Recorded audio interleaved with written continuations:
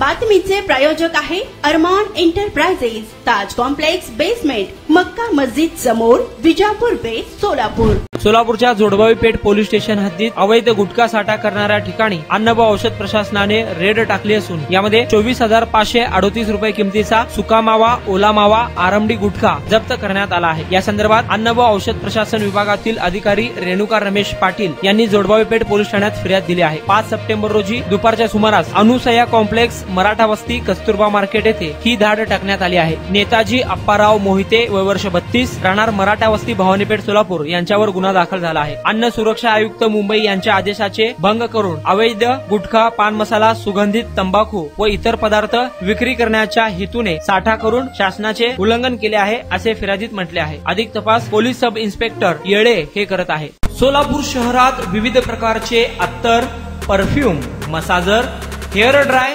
Important goggle, important watch, नवीन gadget मिळण्याचे एकमेव ठिकाण अरमान एंटरप्राइजेस।